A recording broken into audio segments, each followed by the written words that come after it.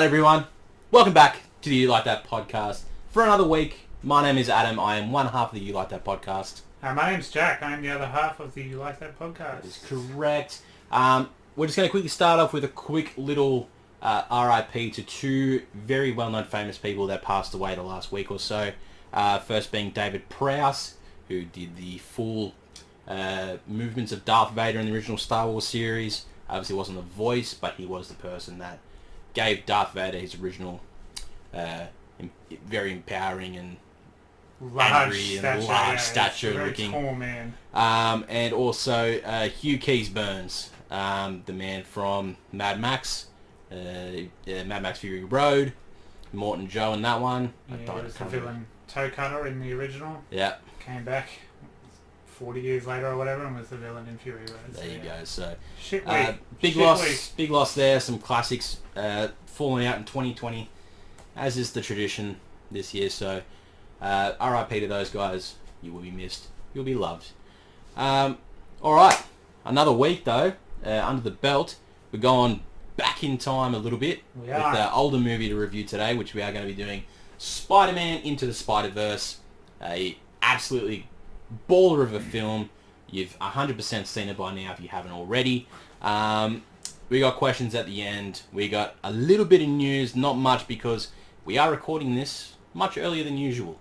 Yeah, as ever, if any news breaks in the next 2 days and we don't report on it, it's not malicious or anything. We'll exactly get to right. it next week. We'll get to it. But before all of that, correct, we do have a small smidgen of business. We've got a little bit of an announcement. It's an announcement. Business made it sound boring. Exactly, it did. And me made it, everyone's like, oh, business. Friday night, I just finished fucking work.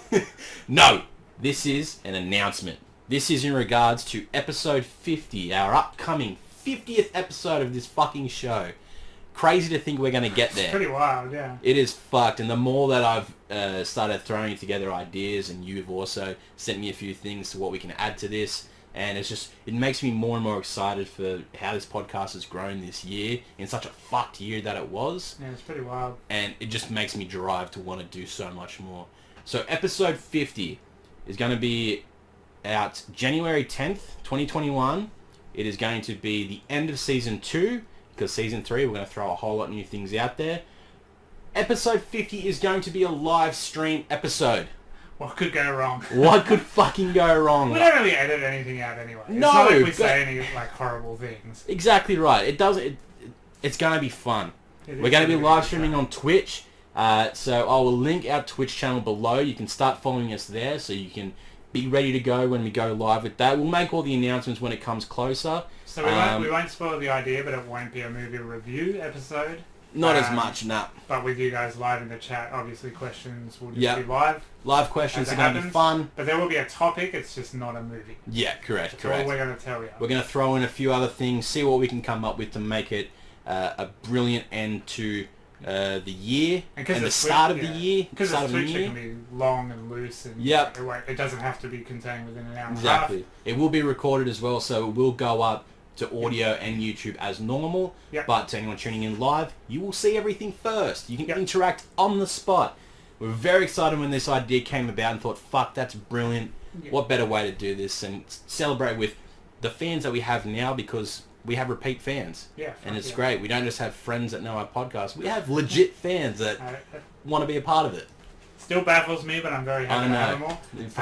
It'll be on a Sunday too, so you won't have to worry about work. January 10th will be a Sunday, as our normal schedule is, so you should be fine. Free up that schedule, get it booked in. It's going to be a doozy. We can't wait to see you. More announcements will come. Until then, let's jump into the news. As I said, not much. I got 3 articles here that I'm looking at. Yeah, not a lot happened. The 2 pieces of news we did get are quite large. Yeah, I'm going to start with a small one first, which was, it came out last week, but we got a live action trailer for the upcoming Tom and Jerry movie. Really? There's a live action Tom and Jerry movie? There is a live action Tom and Jerry. Tom and Jerry, for anyone who's been around since the 80s, 90s, cartoon, mouse and cat. Sort of the inspiration for Itchy and Scratchy. Basically was, lovable characters, always trying to fight each other and that, are getting a live cinematic release. Chloe Grace Moretz is going to be starring in this movie as well. Okay. It's like a hotel situation. I can't remember who's who now. It's Tom the Cat. Fuck, I can't remember. Yeah, because like a tomcat. Yeah, I know. That's a thing people say. Jerry Mouse? Sure. Jerry the Mouse is pretty much squatting in a hotel and they want to get rid of him, so they bring in Tom the Cat to get him out. It's going to be a weird thing. It's, I don't know, fuck it. Again, like Clifford the Big Red Dog, this is something that's too fucking such a product common, of the time it was made as well. Like, there Yeah. are easier ways to get a mouse out of a fucking hotel. Yeah, exactly. But Also, just one mouse overrunning the whole hotel. Like, how small is the hotel? he's just living it up, man. He's got How his own shit little was that hole pest there. bloke? Fucking not on the ball. Okay. Fine. Some news came up of rumours of a Van Helsing reboot happening for Universal Pictures. We've already got a perfect Van Helsing movie. Is it the best perfect? movie ever made. That top hat has other fucking stories. But James Wan is rumoured to set to produce that movie. Cool. Makes sense too with the Universal monsters still Yeah. going. Lee Whannell just seems to be doing them all, so fuck it. Get Exactly. James Wan They to go, do you know what, Lee can't do all of them. Get James Wan to do the bloke that kills them all. Yeah, exactly right.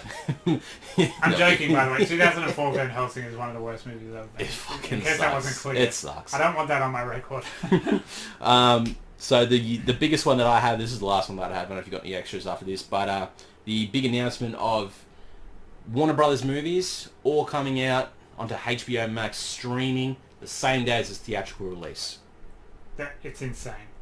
Ridiculous. That is, there's gambling, and then there's gambling with billions of dollars. Yeah, And that's and what Warner Brothers billions. is doing. So This is Warner Brothers. This is 17 movies that they have slated for their 2021 window. insane. You have Dune, you have The Matrix 4, you have The Suicide Squad. You got big fucking movies. So they're pretty confident with Wonder Woman then. Yeah. And I think this can be a really good thing. Because this is Well, almost this like is saying, the future. fuck it, we're not going to delay anymore. Yeah. It's going to come out wherever we can put it out in a cinema, and then we're going to stream it. And it's also just like pre-COVID times, like Yeah. movies would go pretty quickly to streaming, Yeah. and you know the numbers obviously. You have the freedom to watch it at home. You can pause. You can go do whatever. Exactly. People like to stream at home, and you can still make plenty of money through Yeah. advertising or whatever. 100%. Subscriptions, I guess they're going to go off on HBO. 100%. And it's going to attract more people you know, to people- that platform anyway. People keep talking about the future of cinema, the future of theatres and stuff. We've mentioned it many times. Yeah, well, I guess Warner Brothers are saying, well, maybe they can coexist. Maybe they can both happen. Yep. And then they're throwing the fucking extra poker chips on of going, we're going to do it now and we're going to do it at the same time. Yep. With all of our movies, our entire slate, which is fucking, still fuck you Warner Brothers, but that's a big play. It is That's a massive big hand. play. So they could be taking the I'm first excited, step man. into the future of how we get our movies. Doesn't matter for us without a VPN. Like, we still have to go. Yeah, to the exactly. theatre. I still like going to the theatre. NordVPN, if you're watching and want to sponsor it, and Or give Express. us a couple. Or Express. Or Express. You need to fucking... Just give us a code. We don't want to get paid. Just give us free. Oh no, VPN. I want to get paid. Please give me money. Um, But yeah, so fuck, yeah, it's such a gamble. It is going to And be look, huge. honestly, like, Wonder Woman's going to be a roaring success just Yep. because there's nothing else around it. Yep. The future movies, June and stuff, we're going to have, I know I say it every time, they're going to have Marvel movies to go up against. Yeah. That's what people are going to flock to see. Of course. Right? Nobody's flocking to see Tom and Jerry. Mm. Okay?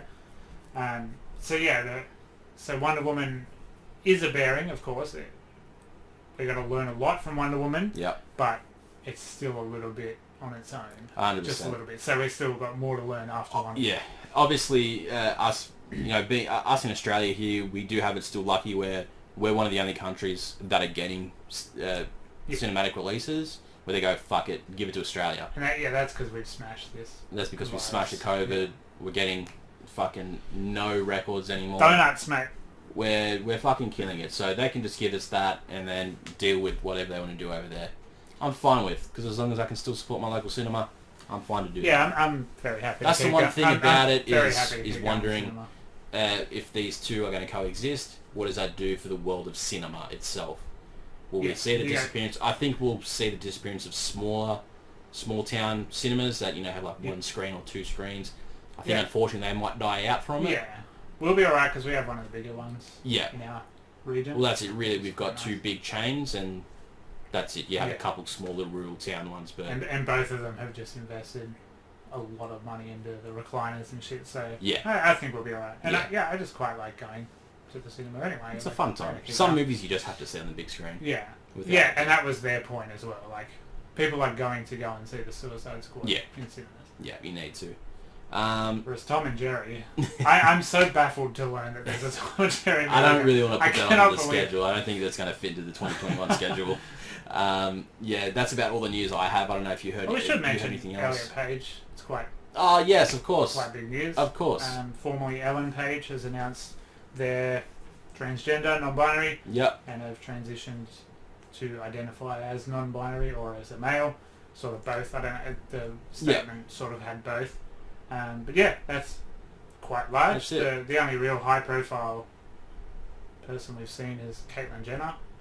She's not an actress. She wasn't an actress. She was a sports star. But yeah, full power to Elliot Page. Many people have been on board. 100%. He's gotten a lot of traction to a lot of news, saying a lot of good things about it. I don't really think I've seen any sort of bad news about it. Keeping him on. Yep. And they've gone back and changed all their credits, which is just a fucking cool move. Very quick, and they gone, fuck yeah, that's mad. Yeah, so we support that. Shout out Elliot Page. Shout out Elliot Page. Yeah. You're the real one. Very fucking cool. Alrighty. That's all the news, so let's jump into our review of Spider-Man Into the Spiderverse. Please let's. Let us jump in. So, Spider-Man Into the Spiderverse. This movie came out 2018, so it's a bit of an older movie. It was a big step in the world of Spider-Man as a movie. Yep. Introducing new characters. Yep. Introducing it as an animated film. Yep. That worldwide, it won fucking awards. It went crazy. So this movie, directed by 3 people, Bob Persichetti, Peter Ramsey, Ronnie Rothman. Obviously, it's an animation movie. You go, how do people direct this? All 3 of them are basically storyboard artists, which is basically piecing together a movie. There's still a lot of directing. Using cartoons, of course. You know, you've got to sort of say, this is how it needs to pan out. Yeah. It still has to look like something. Exactly. You can't just get a bunch of people drawing up and being like, all right, here's a couple drawings of the movie. Yeah. No, you know what to do. Yeah. So yeah, a bunch of guys, they've done work on a lot of other Pixar animated films. One of the guys actually did the storyboard for Nightmare on Elm Street 5. Yeah. And a couple of other high-profile movies. So a lot of good people working behind this movie. And it was Lord and Miller after they got kicked off Solo, I think, or during getting kicked off Solo. Yeah, somewhere between there. Disney Star Wars. Which is going to be a verb soon. Star Wars someone. Runtime of 117 minutes, so just under the 2-hour mark. Felt like it was longer. I wish this movie went for 14 hours. God, I just want to live in this movie.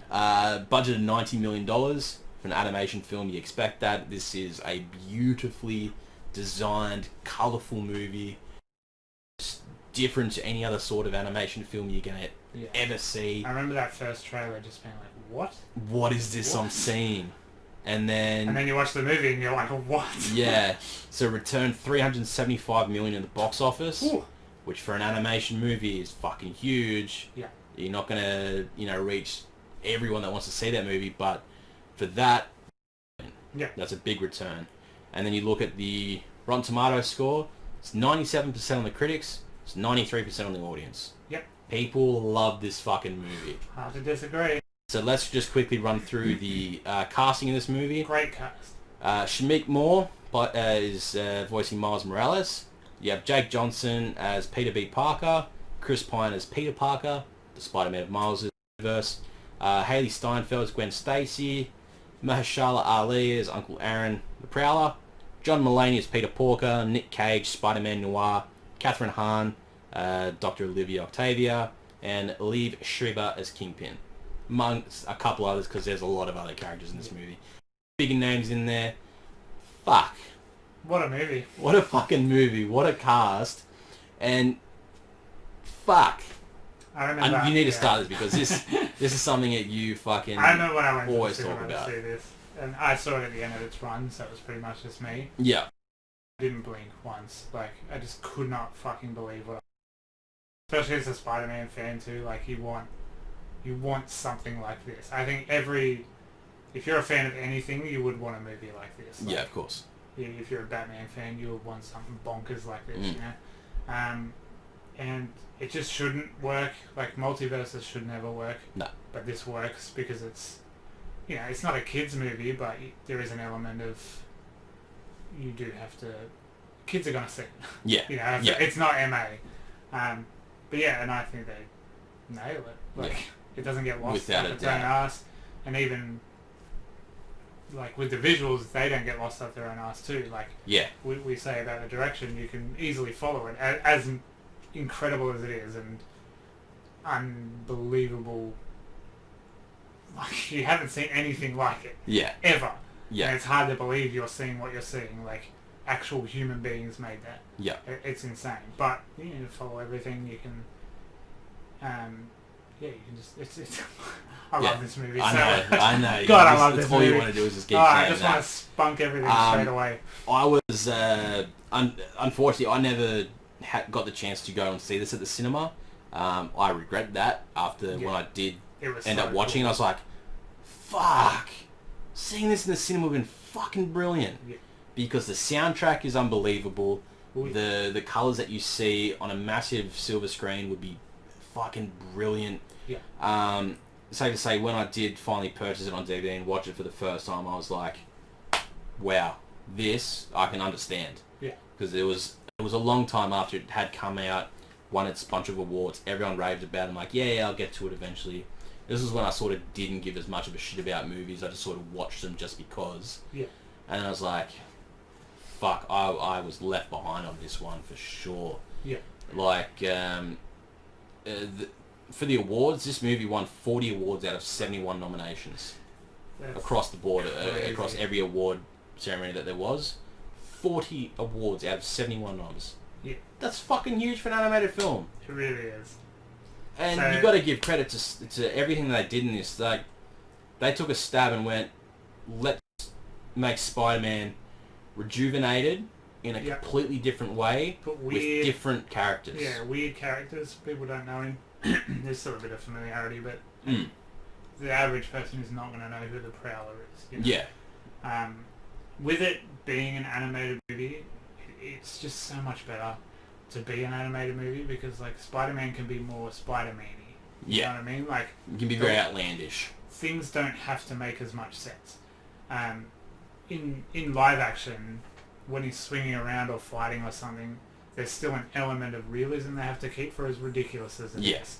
There is still an element of you have to be able to follow him and sort of, like, his webs have to go somewhere. Yeah. Otherwise you'd be like, why is he just swinging off nothing? Exactly. Whereas it being animated and so he can just do what he wants and flop around and just completely because your brain just clicks to, oh, this is a cartoon, it's not supposed to make sense. Break the laws of physics. Yeah. And you're not sitting there going, oh, well, what's his web attaching to, you know? Yeah. Whereas in a live action movie you would be doing that. So, and that's where the multiverse comes in as well. Like, they can show all these particles and the multiverse, like, collapsing in on itself, and you're just like, yeah, fine.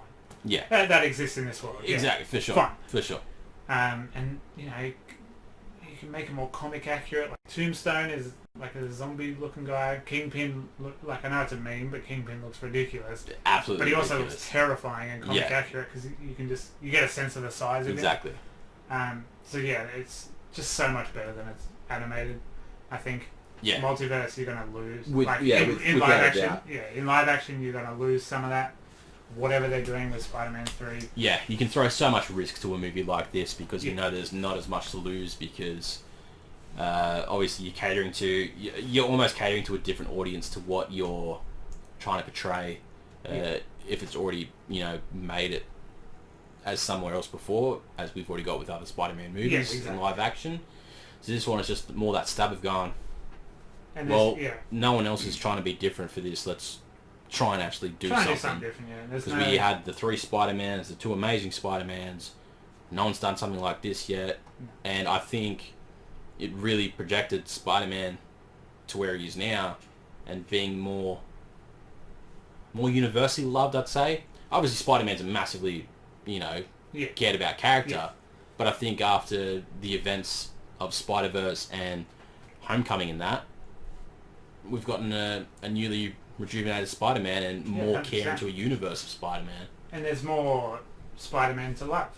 You know? Exactly. If you're You're like, oh, I'm not really a Maguire fan, I'm not really a Holland fan. But you're like, I really like Miles Morales, you know? Yeah. Like, and there's representation for everyone. You got a black teenage superhero. Yep. So black teenagers can go, holy shit, someone that looks like me on the screen. mad. Even if it's animated, there's this kid, you know, going through the same shit I'm going through, albeit on a bit of a different level. Yeah. With the multiverse and spider powers and stuff, but, you know, they do cover teenage stuff in, you know, so there's representation. Everyone has their Spider-Man. Yeah. Right, I've got my Tobey Maguire because he's a fat, white, whiny dude. Case in point. And yeah, so I just think it's a very, very important movie. Not just, okay, mainly for superheroes, of course. It's not, it didn't change politics or anything. No. But I just think, you know, it must be really fucking cool to have that representation on screen. With, you know, provided some of the voices for these characters, you know, Jake Johnson is someone who can go around now saying, yeah, I'm technically a Spider-Man. I'm Spider-Man, yeah. Chris Pine can too. Chris Pine's in it for 40 Nick Cage can. Of all people, Nick Cage can walk around and go, yo, I was a Spider-Man. Yeah, 100%. John Mulaney can go, I was a Spider-Man. He was a fucking pig in a spider suit. It's like, he's got some fucking funny lines. Yeah. So, it does, going back to my point about not getting lost up its own ass. Yeah. It doesn't do long-winded origins or anything. It does that. Of course, it's all stylized and stuff. It does the comic thing, and they just flip through it. Yeah, which is just a little introduction. It's a really effective way because they keep it the exact same for each one that we see, and any sort of movie that would do something like that, you'd end up looking at it and going, they're doing this again. Yeah. I just heard this for 3 other characters, but because they're all so different, and just the way that they animate it differently for each person, you sort of like, I kind of want to know. And it makes sense for the story because you have to know so many Spider-Man's origin story in 2 hours. Yeah, exactly. They can't them going and getting picked out of the multiverse. Yeah. They have to do something to. It's literally just a 30-second quick story that's exactly the same. And with a movie like this, the pace is all doesn't stop this whole movie. So. Yeah, no, there's like so much that happens, so much that happens in this movie in the story, and you're just like. And on that note, like the relationship between Miles and Aaron is one scene. They get one scene together, and you know every single thing you have to know about their entire family history. Yeah. Just in the way they talk to each other, like you know, Aaron's like the cool uncle. You know, lets Miles kind of embrace his creative side, let loose. Yeah. Whereas his dad is the stiff upper lip. You know, he's the cop. Wants him to do well at school. You know, so you have those two balances. It's not really. He's not searching for a father figure or anything. He just has them. He's got 3 father figures, pretty much. Yeah. And then, so when Aaron dies, you get all the emotional weight of that from one scene. Yeah. That's incredible. No other movie has done that.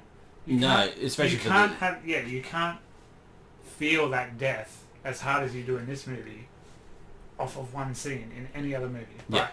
Fucking hell, because the way that they execute it, you know, learning that his Uncle Aaron is a prowler who's working with Kingpin and Tombstone and that, and trying to take down all these Spider-Men now. To when he catches Miles, and Miles takes off his mask, he's just like, what the fuck? Yeah. Miles. And it's all show, don't tell. Yeah. They don't sit there and go, oh my god, I can't believe my uncle Aaron, who grew up with my dad because he's my dad's brother. Yeah. I can't believe he's the prowler who's work. There's none of that.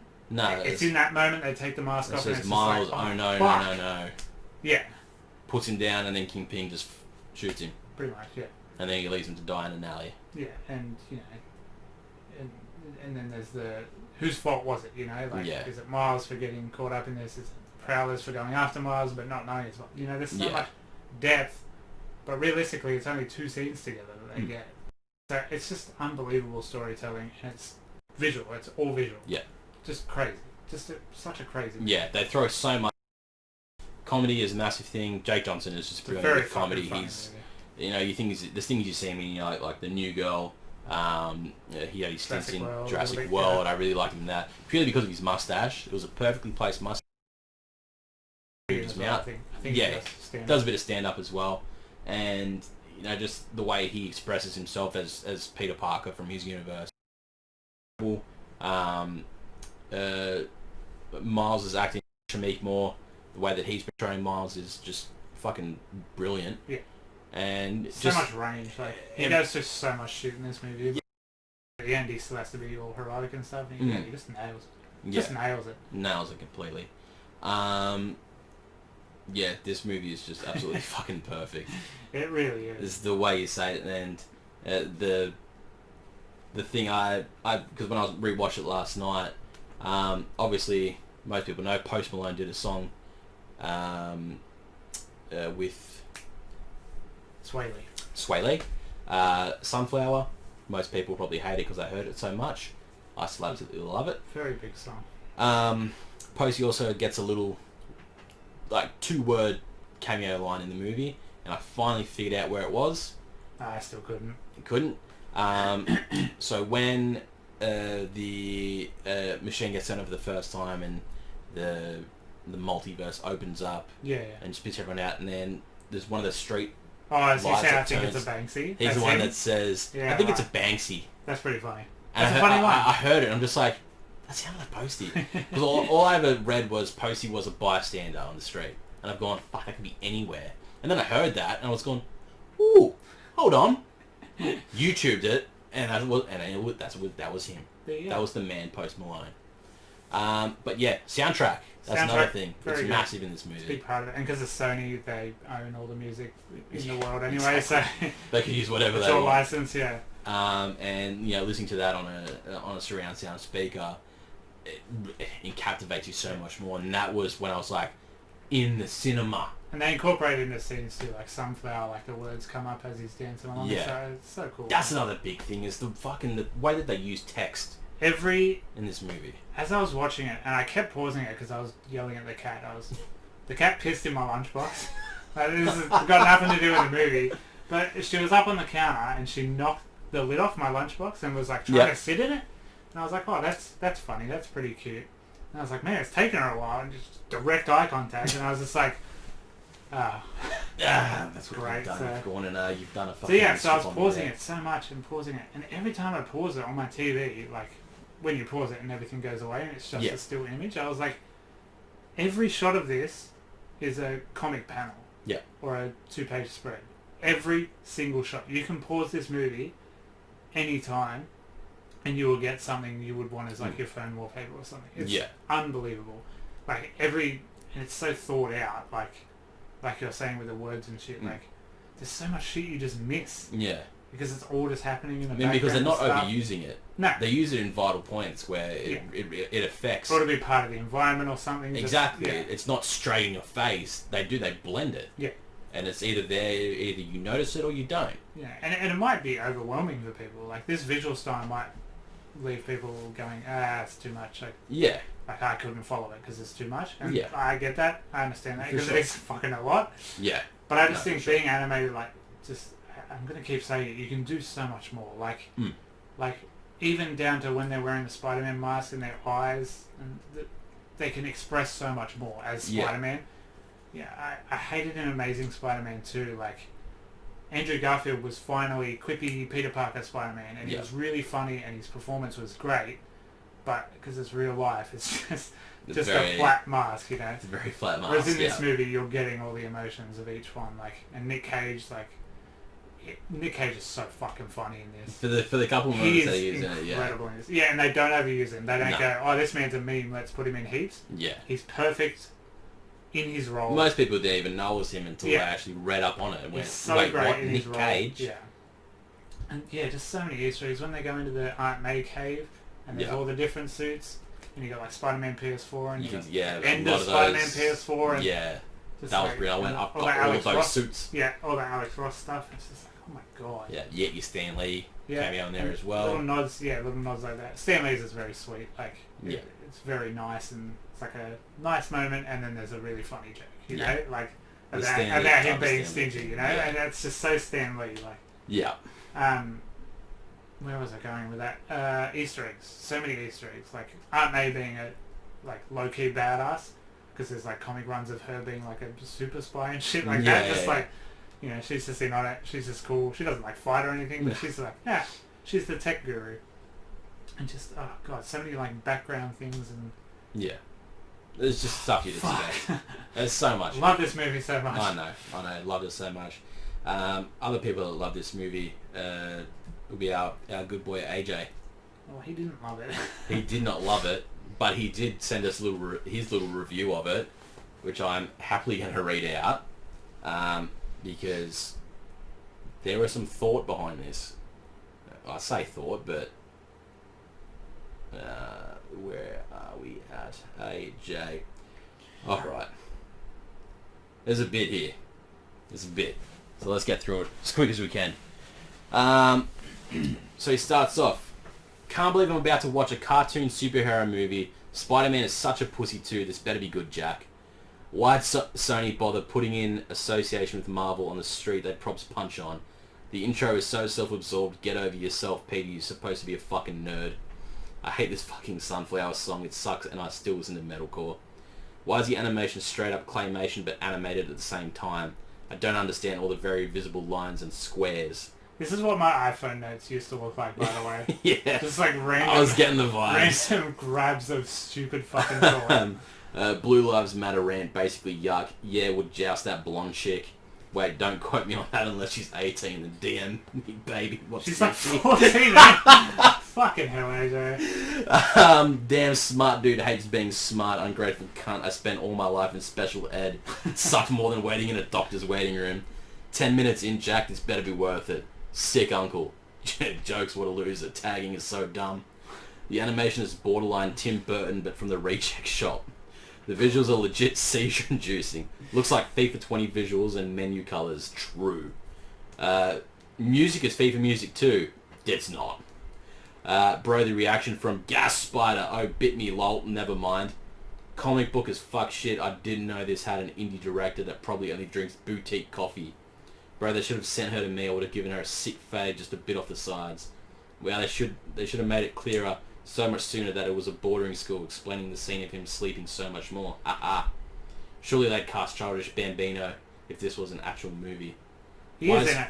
Fuck you. Why is Green Very Goblin? briefly. Why is Green Goblin an actual massive goblin? Yikes! Around the 20-minute mark, I've really stopped paying attention. I've never been heaps into cartoons and animation stuff, so this was just a major trip out. Super artsy stuff, so I'm mad, confused, and not a fan. Reminds me of the Emoji Movie. Okay. That was AJ's review from the first 20 minutes. Yeah. I gotta applaud the guy. Yeah. He tried. I don't. Fuck you, AJ. Don't make fun of what I do.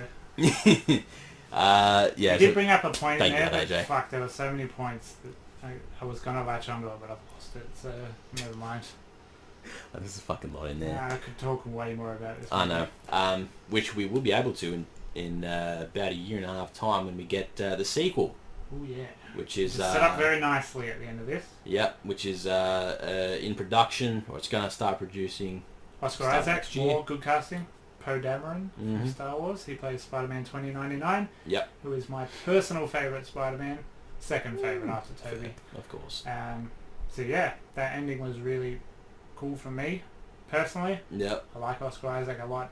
I like Spider-Man He's 2099 a lot. Yep. So yeah, I'm excited for that. I'm just excited for more of this. Don't know if you'd be excited about this one. There's a potential spin-off series or spin-off movie, Spider-Women. Yeah, I'm down for it. I'm down for more of any of this. Which is... I don't hate women like you do. Fuck off! You're the one that blatantly fucking says it nearly every episode. That is true. Fucking love women. Love you. The Spider-Women spin-off is going to feature Spider-Gwen, Spider-Woman, and Silk. Yep. So 3 different Spider-type women characters in the franchise. Which is cool. something else that could be coming out in this, which any more that looks like this... More representation, brother. Very good. So that's Spider-Verse. Very, very If you good. haven't seen it, where have you been? It was on Netflix. Now it's not on Netflix. Fucking Netflix. Something could be there for 3 years until the second you want to watch exactly it. Exactly right. So go what buy it on happens DVD. is Because it's worth it on DVD. And if you want to go to Netflix, just watch Auntie Donna's Big Old House of Fun. Do that. Do that right now. Then go to YouTube and watch all their promotional videos. Pause this before our questions for 2 hours. Watch that and then come back. Yes, get Because that. I'll probably mention it again, I'm sure. Yeah, 100%. That's all I ever mention. Alright, that's the review done. Go watch Spider-Man Into the Spider-Verse. Let's jump to some questions and end this episode on a fucking high. I need to start by apologising again. I forgot questions last episode. Yeah, it's Mark Zuckerberg's fault. So. It fucking is. Like, I don't know why it just doesn't sort it He's by Zucked us. all comments. Absolutely I have to Zucked fucking us. choose it. Andrew, I'm sorry I missed your questions. I AJ'd you, and it could be a running fucking thing. It wasn't intentional.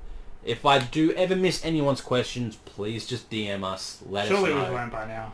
Yeah. Surely. I'll make sure I sort it by all comments now. So we're going to jump to Andy's questions first from last week, and then jump into this week's questions. So from last week, he said, can you do the episode without the fan on? No.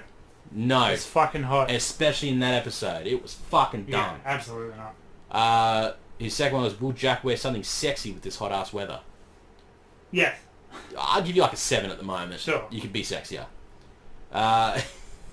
Sure. Then he asked Mike Tyson or Roy Jones Jr. It was a draw. It was a draw. We have the power of the future. Fucking A. And knowing the result. So I'm going to call it a draw. I reckon they got a draw Fucking somehow. draw. It should I be don't know how it works in Tyson, boxing. but old cunt shouldn't be boxing anymore anyway.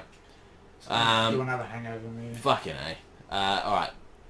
Now let's get into this week's questions. So we'll start with the Instagram, and then move to the Facebook. As always, guys, if you ever want to send us any questions the day of a recording, we will put up a post, Facebook and Instagram. You can find those links in the descriptions. Send us whatever you want. We don't care. But you can just DM us during the week if inspiration strikes. You If don't have to wait inspiration for that strikes. post. Yeah, True. Just message DM us. We're always open and we always reply because we love you all. So let's start off with Connor. Who would win in a triple threat match out of the movie versions of Spider-Man? Tobey Maguire. Fuck off. No, well the real answer is Holland because he has all the Iron Man tech. I don't know. I He kind of could want to just- say Garfield. He could just tech his way through it. Yeah, but he's still just more of a kid, though. You know, what does Garfield bring there? Whip. Couple good quips. Nah, Garfield's too depressed. He's gone through too much. Well, before losing Gwen or after? Yeah, before losing Gwen, I think he would have it. Probably. After, he probably wouldn't even make the fight. Yeah, he just like, yeah, fuck this. He'd be sitting there corner like, Sony's going to cancel Fucking me anyway, roster. so... Okay, yeah, maybe Tom. Maybe, yeah, I guess Holland then. It makes sense, I guess. Tobey Maguire is about 40 years older than both of them combined. He'd probably rock up with He the has fucking wisdom. pot belly, man. He'd be like, you know, I was Spider-Man once. Yeah. He'd be like, sure you were. Begrudgingly, my answer is Tom Holland. Yeah, okay. We'll go with Tommy. Alright, Chelsea. What would be your next tat to get if you could sit still for it? I have 2 tattoos in mind. I'm not going to get them because I'm sick of tattoos. I'm probably not going to get any tattoos anymore. I need to like feel that because it just looks stupid as hell, like with this all the way down there. It looks fine when I'm wearing a shirt, Yeah. but in anything else, there's so much negative space. Yeah. There's an Every Time I Die lyric that's along the lines of death of the party, Yeah. which is just about being a miserable cunt, which I highly relate to. So I want to get a coffin with a skeleton with a party hat on, cheers and a beer in a Hawaiian shirt. Mad. I want to get that. Mad. And then whatever my Nightmare on Elm Street tattoo was going to be. I'm not getting more tattoo. I can't be bothered. I can't be bothered. I still need to get my back finished because I have my whole back tattooed and it is a long process. Yeah, it fuck that. hurts. It's expensive. I have a house, so I kind of have to prioritize that first. Yeah, probably. And it's not that easy getting money away for it. But when I get a chance, I get there. I got a session done a couple of months ago, which was amazing. I used numbing cream. It was brilliant. I highly recommend numbing cream. You won't be a bitch. It feels amazing. Yeah, tattoos hurt. I don't know this myth of you have to be a tough guy. No. Fuck that, man. Yeah, I've never used, Even my artist went, nah, dude, Yeah. tattoos suck. I've never used numbing cream, but I'm always just like, yeah, this fucking sucks. Yeah. It's a stupid hobby. But I mean, after that, I need to get a Moses like tattoo. I need to get a Deadpool one. I need to get a Stitch one. I would like an Infamous one. I need just heaps of random Just characters because from Infamous fucking has those movies. cool comic cutscenes. Yeah. You could get some cool art. Yeah, out you of can work that. on it. Actually, no, I need a Green Ranger tattoo first, more than anything. And I'm just going to get like, a lot of my tattoos are very white boy. Every single white boy at a hardcore show has my tattoos. Yeah. And I need to get another one of those because I want to get a scorpion for Justice of the Damned. Fucking fair. That's what I was So- thinking about, filling this little space here. I'm like, Yeah. no, I can get a little scorpion there. Definitely going to Just get a tie it up Justice around Forever tattoo, but Fucking sweater. Can't be bothered getting tattoos. Yeah, fucking sucks. Alright, her next one is, what did you ask Santa for this year? I asked Mum for some cologne. She picks really good cologne. Fuck yeah. And I'm bad at picking things that smell good. I just get cheap David Beckham. Yeah, right. The best, man. $14. I asked for socks, but then I went and bought my own socks today. Shout out. Shout out socks. I didn't ask for it, but when my family told me what I was getting, I was like, oh yeah, fuck, I really want and need one of those. So, Yeah. yeah, my Christmas is going to be bad. Yeah. This is like the first time I really asked for fuck all. My mum asked me for a list. I think I sent her like the new Manchester City jersey for this season, a tennis bag, Yeah. and I don't even know what else. I hate presents. I just don't like. I love them like originally, but as I've gotten older, I'm just like, fuck. Yeah, when I turned like... I don't want anything anymore. When I turned like 24, I was just like, I don't know, presents make me really uncomfortable as an adult. Because I'm an adult and I have money. Yeah. They don't make me uncomfortable. They're sort of just like, I don't want people spending lots on me now because I don't want anything that's really worth a lot. Yeah. It's otherwise, because it's like, oh, maybe there's a box set of movies that I want, or maybe there's a new game out. And yeah, I'm a bit shit because I don't do know. any of that either, so like I'm a bit harder to buy for. Yeah. Yeah, but I love buying presents for people though. I used to, but I don't know, I put all this pressure on myself to like get a good one, and then I'm like embarrassed if I think it's shit. Yeah, well that's why I make sure I get them to tell me what they want. And then I'm just like, oh my god, are they just being nice? Oh, what's happening? And I just can't enjoy the experience because of my own mental. Well, that's what my family chemistry. say. At least give me 3 things so I can choose at least one. So one of them's a surprise. Yeah, I'm just keen to go and hang out with my family. Yeah, I see my family a lot. That's mad as well. I'm very excited to do that. All right. The next one is, what's your favorite Christmas song? Christmas song? Yeah. I don't like Christmas music. Not a song, but August Burns Red's Christmas EP that they did is a fucking banger and a half. Yeah, I love ABR, but I don't like any of that. Well, it's just metal versions of the songs. I like Michael Bublé's voice. He always comes out of the woodwork. Yeah, he's out of hibernation now. He's well and truly ready. He just sits up in bed. He's like, fuck. Wonder how 2020's been for everyone. It's been a fucking cracker for me. I fucking hate Christmas. Basically, the old family tradition was we always used to listen to the High Five soundtrack, their Christmas album that they did. Obviously, you know, child entertainers always brought out different albums depending on what season it is. Basically, High Five were the hottest thing in the 90s, and yes, they were. When they were in their prime. Don't know who the fuck's in that group now, but their Christmas album went through fucking probably like, it'd be like 13, 14 years maybe in the family, yeah, 15 years possibly even, and every Christmas that's what was playing. We do the tree, that's what was playing. This would be the first year because of it, second year now. This is my second Christmas in the house, so living out of home from my family, where I finally got to listen to the August Burns Red Christmas album while doing the tree, and I was like, good little change. Yeah, Mum's a big Bublé punisher, so we just hear Bublé. Yeah. Mum, we're not very festive as a family. Yeah. So like just one random day in December while we were all at school, Mum would just put all the Christmas shit up. So we never had that fun experience of putting the tree up together. And it would just be done when we got home one day. Yeah, oh, fuck yeah. That's why I'm not very... I've inherited not being very festive from my Grinch of a mother. That's fair. No, not everyone's, not everyone has to be that festive. It can be a burden for a lot of people. It can be, hard on some. Especially, like, we don't really get, like, the time off. Yeah, exactly. Like, all my teacher friends are just like, fuck yeah, 6 weeks off. Yeah, paid. Yeah, and you and I are just like, well, still... Like, yeah, I get Christmas Day off. Get Christmas Day off, and guess what? If my work could open, they'd fucking open. Yeah, us too. If there was some loophole that we went, we can get you to work for 3 hours and only pay you half, you're doing it. My new boss is a different culture. They don't celebrate Christmas. So actually, we might actually open on Christmas now. No, can't happen. Fucking illegal. We'll Fuck that shit. We'll find out in 3 weeks. Her last one is, who would you want as a guest on the show? Anyone, really. The big one is obviously Lee Whannell.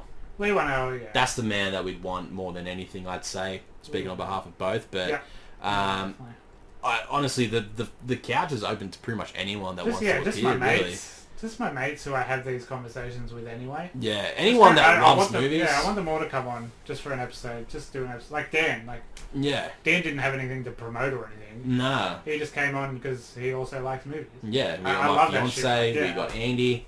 I just want more of that. All our bands in that. Stay tuned for season 3. Season 3.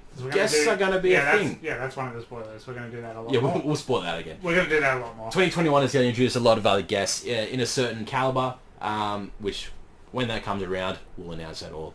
But yeah, honestly, if you like movies and you want to, if there's a movie coming out next year that you want to talk about, hit us up. Come on. Yeah, fucking nice. If you have something to promote and you just want to come on and talk about that, come on. Yeah, we're fine with that. I don't fucking care. I'm alright with that, yeah. I'm fine with it. Alright, that's Chelsea's. Let's go to Brooke. Favourite song from the Spiderverse soundtrack? That Juice WRLD one.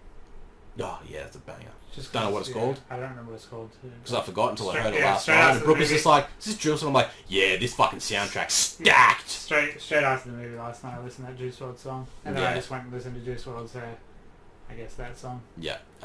Sunflower for me. It's no Hero by Chad Kroeger. It's no I Am by Killing Heidi, which was on one of the Amazing Spider-Mans, I think. No, it would have been Spider-Man 2.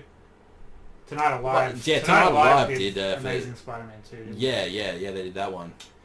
Yeah. Wasn't massive on that one. Killing Heidi had a bad track. Shout out Killing Heidi. And Brooke's second one is, what size shoe are you, Jack, so I can buy you new slippers? I don't need slippers. It's fucking summer. Yeah, Jack's got the old loafer slippers. Yeah, I like that design of slipper, but the ones I bought were shit ass. They were just like $30 from Lowe's.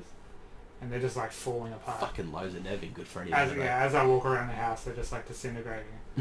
But it's summer, so I don't really need them anymore. Yeah, you don't need them. So yeah, Brooke, you don't need to know what shoe size he is. But also, I'm somewhere in between a 12 and a 13, and it's really fucking annoying. That's too fucking big. 12s are too small, 13s are too big. It makes going bowling very difficult. It makes buying myself... Fuck, man. So my connies, I always just go 12, and just, if you ever see me walking in my connies, my feet are just like that, like crunched up, and it hurts like fucking hell. But yeah, I'm just this weird in-between stage, it's very large. Oh, fuck. Alright, let's jump to the Facebook now. We'll start with Daniel, favourite soundtrack from a movie and or game? We talked about it before, Freddy vs. Jason for me, just because of the time and me getting into that kind of music. Yep. Killswitch, Hatebreed, Chimera, Machine Head, you know what I mean? Like Spine Shank. Yeah, massive one. But yeah, that's mine. Yeah. First Red Dead had a gorgeous soundtrack as well. All the Jose Gonzalez stuff. Like I would listen to it in my own time, but fucking hell, just fit the mood so much. Need for Speed Underground. 1, 2, and Most Wanted, like just... That, Tony Hawk's Pro Skater 1. It was when Avenged Sevenfold were in bed with them, and like Bullet were in bed with them, and just like you got the tracks a few months before the record. WWE SmackDown vs. Raw 2008, I want to say. I can't remember which one. It's either 2008 or 2006. I think they both had bangers on them either way. Movie wise, I had one when I typed out this question. I can't fucking remember it for the life of me now. Saw 4 had a really good one. They had X Japan wrote a song for him. Japanese rock band, basically like a Japanese Guns N' Roses in a way. I love X Japan. They were fucking hectic, and that song they wrote for that was amazing. I'll listen to that on repeat way too many times. It was literally just called IV, so 4. Alright, Stephen, what could Good Things be announcing soon? Obviously we know they're happening. Good Things is happening again, 2021. Big Australian festival. Obviously it's good to see that we're hopefully going to be getting these back. It's going to be December next year, 2021. So plenty of time to make sure that shit stays open and we can have these sort of things happen. Yeah, I don't know how international it'll be. Yeah, yet. well, as you said, his next one is if it's a line-up, who do you want on it? Yeah, I don't think it'll be international yet. Obviously, it's going to depend on what it is. Obviously, I think a lot of bands will jump on it if it's still at the point where Australia is the most open to being able to let people in the country. Yeah. It'll be all the big Australian, the big 3 of Australia: Parkway, Amity, North Lane. Yeah, of course. 100%. I hope Airborne come back. Airborne did download and they were fucking sick. Couldn't give a fuck about them. And then just all all the smaller bands. Yeah, it's like I was listening to The ones on the lineup this year before I got canned, like Gravemind. Yeah. Keith did it last year before. The last one, yeah. And by all accounts smashed it. Yep.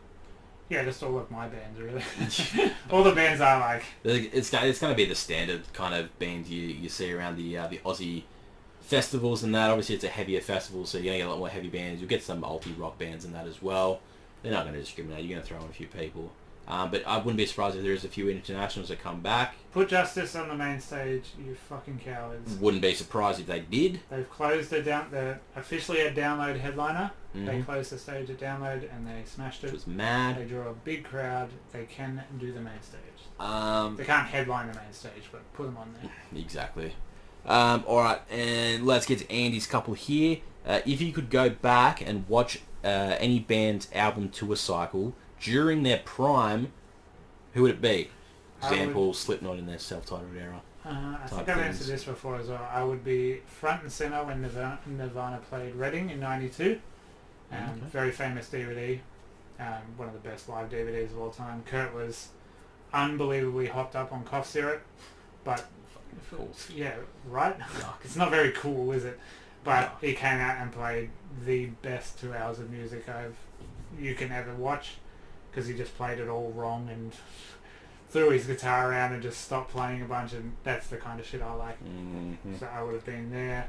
My dad saw Foo Fighters in a Sydney pub with about 100 other people. Shit, right. And he loves telling me that story because it drives me fucking mental. But I don't get to see that. I had to go to a stadium with 90,000 people.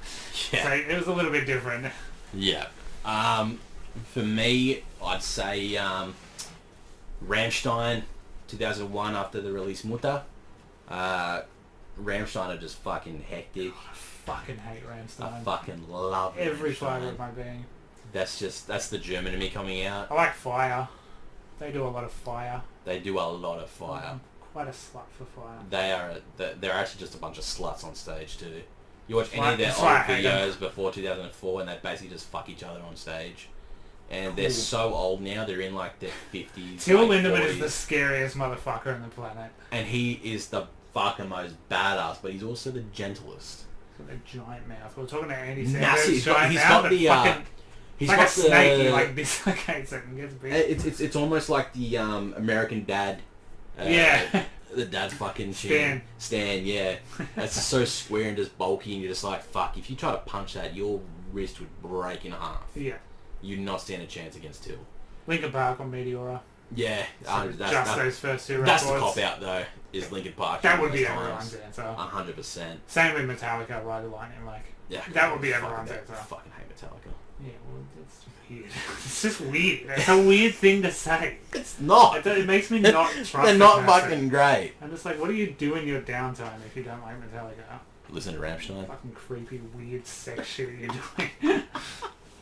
But yeah, Nirvana. Always Yeah. Nirvana. My answer is always going to be Nirvana. It's so gay. It's so shit.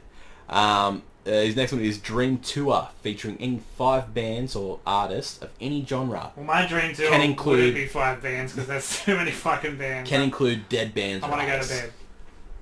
I wish I'd read this question earlier so I could have thought about it. I'll give you time to think. So mine's going to be Rammstein, headlining.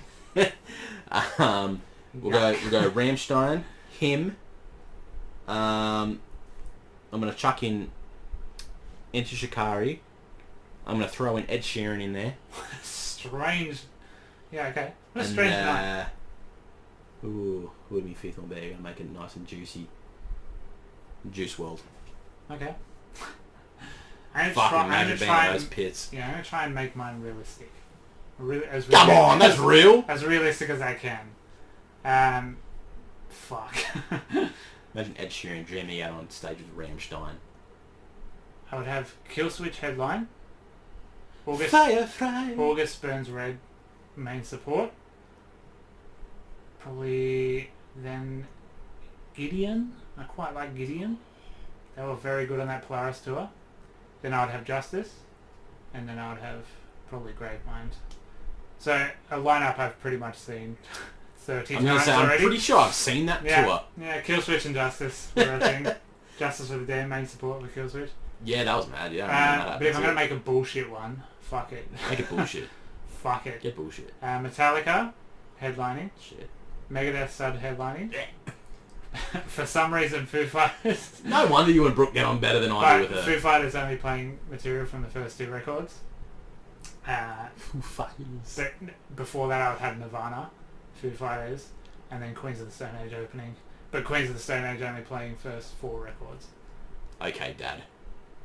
Jesus Christ. My music taste in a nutshell. You're fucking old, cunt. I would like to see Death. I would really wish I would like to see Death. In what way?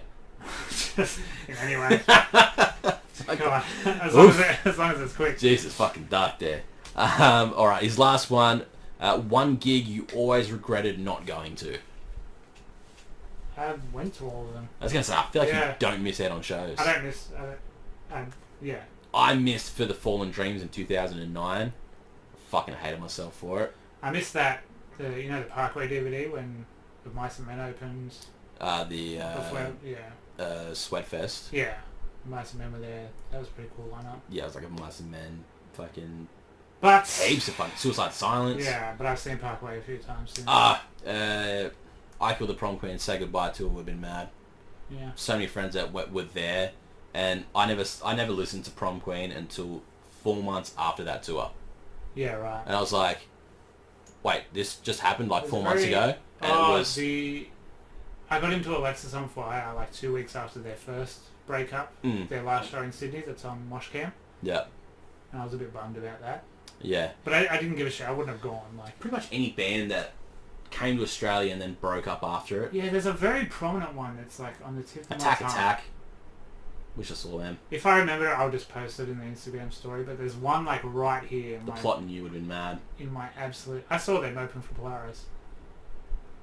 Oh god, it's fucking right here. Nah, I'll put it in the story if I remember it. But it was a band that came, I didn't give a shit, then I got into them and they broke up. Something like that.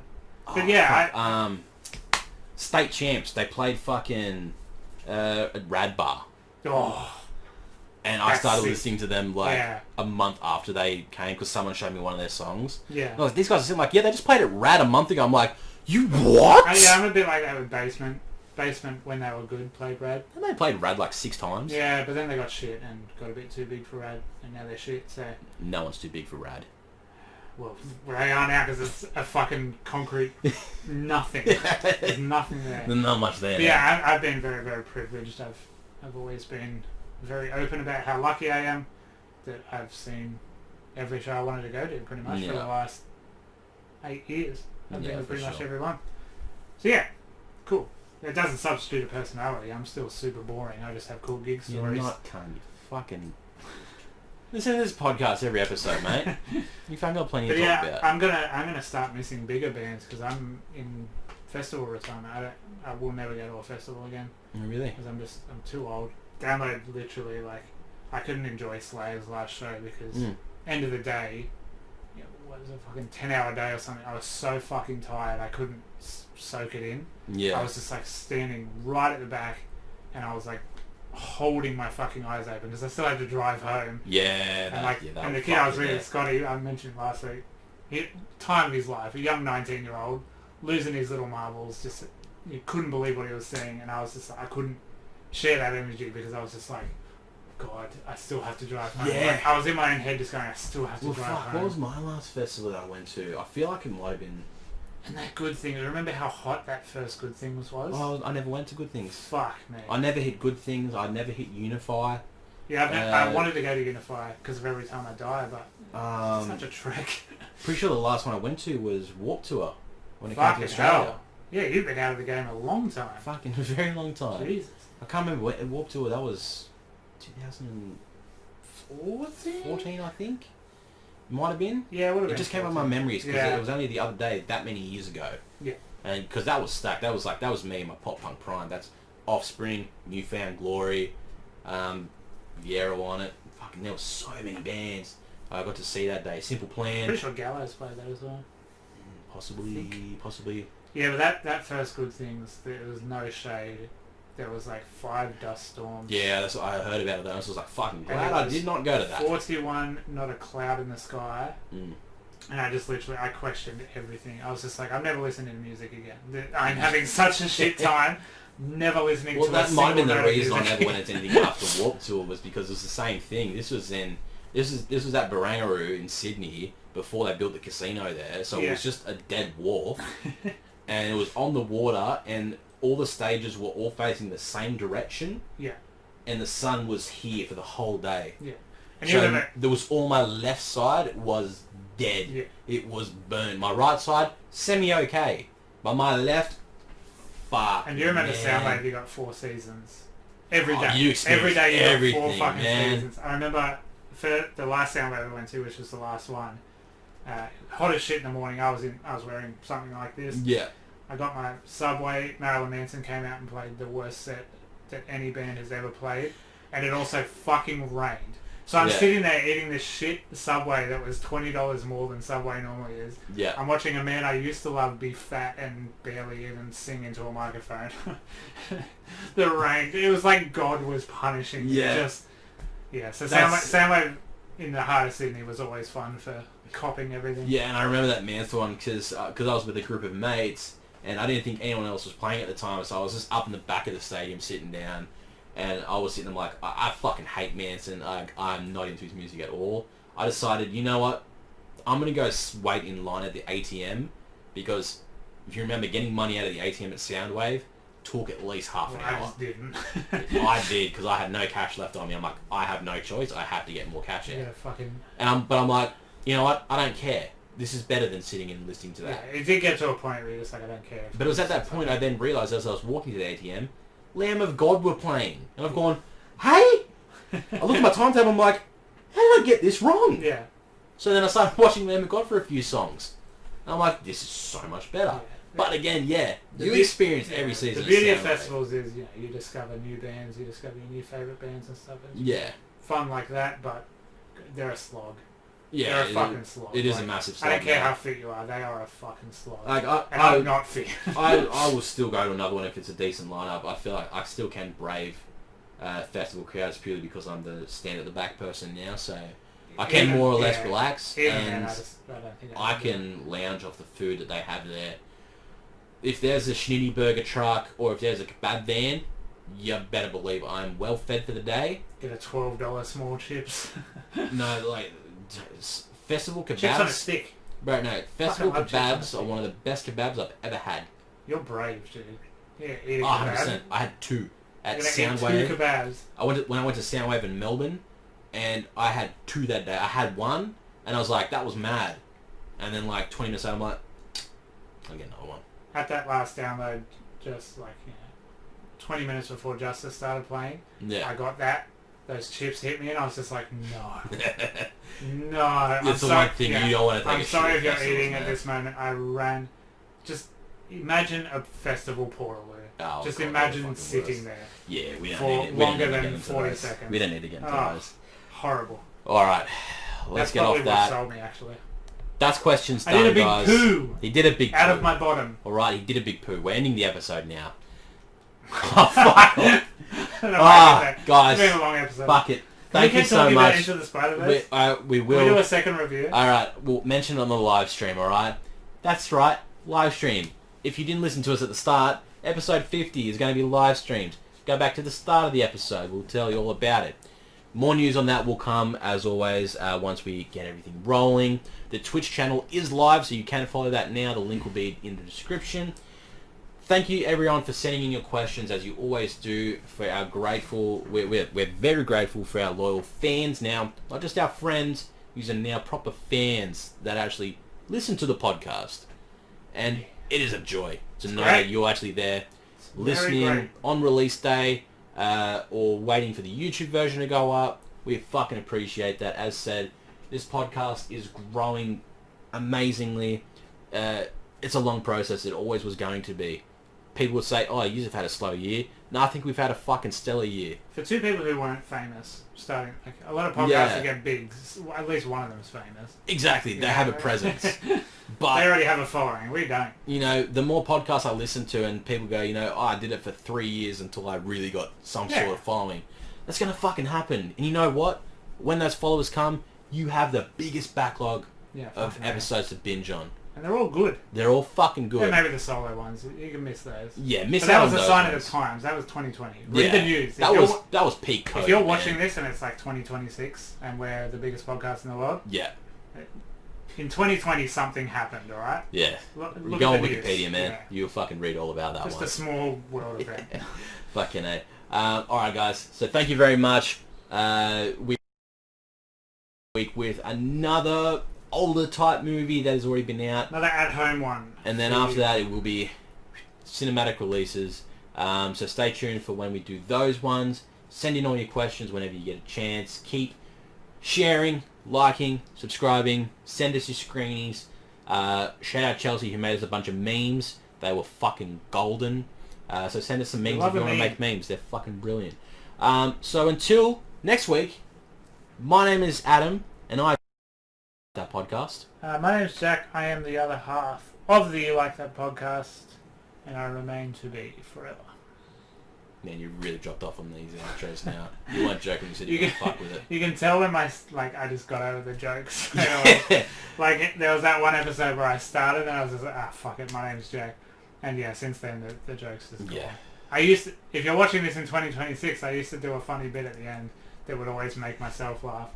Where I just drag out the outro. Right. Whatever, my name's Jack. I did a poo at a festival and that's why we'll see you next week, guys. Goodbye.